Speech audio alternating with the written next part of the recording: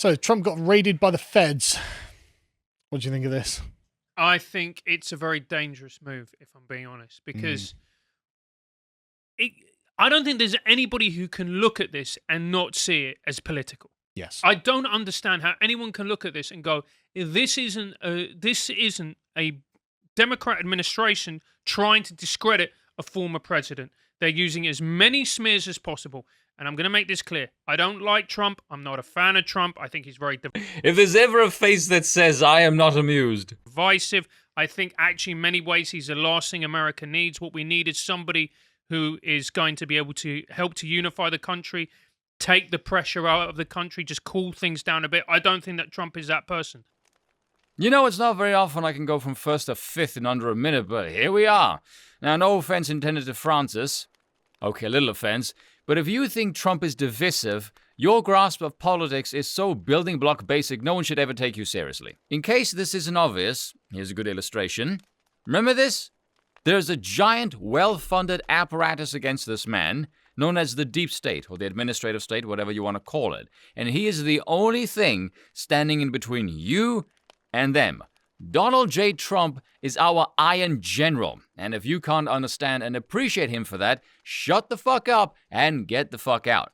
Because the second he announced his presidency, all of those connected to the machinery took their marching orders like the good little plebs that they are. You know those cackling banshees on The View who constantly call Trump a fascist and all that stupid crap that just melted into sloganeering goo?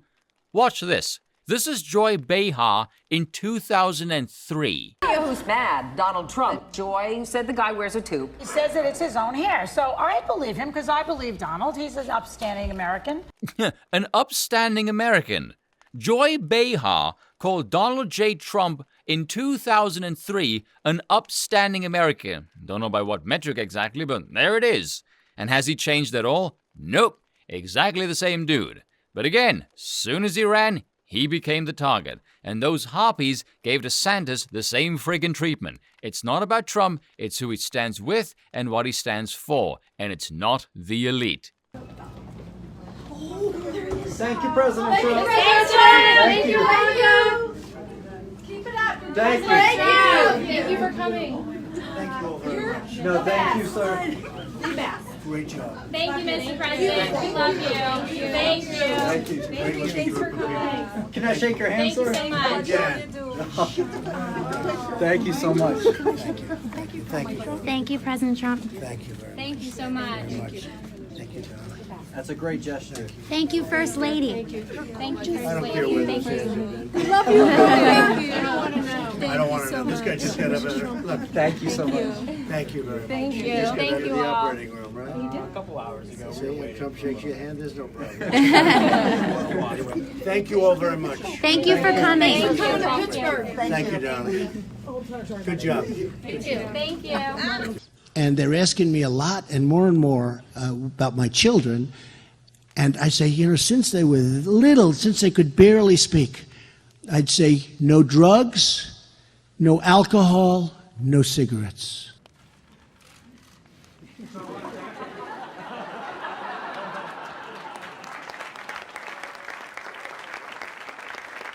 Yes, very divisive indeed. Trump is not divisive, the media is divisive. You have a population with a huge chunk who have been indoctrinated with ideas that defy basic biology. There's a black woman sitting on the Supreme Court that can't define what a woman is. Faculties in universities that are avowed Marxists, Drag Queen Story Hour, CRT, queer theory, wanting to ban guns, feminism run amok, all of this stupid shit.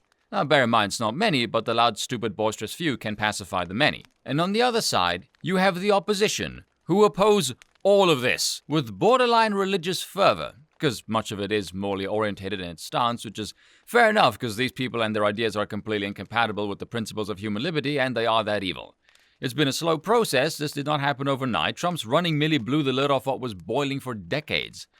I recall seeing a poll some time ago where they asked people, what do you think of those who oppose you politically? Do you still share some core American values, or is it a complete fundamental disagreement?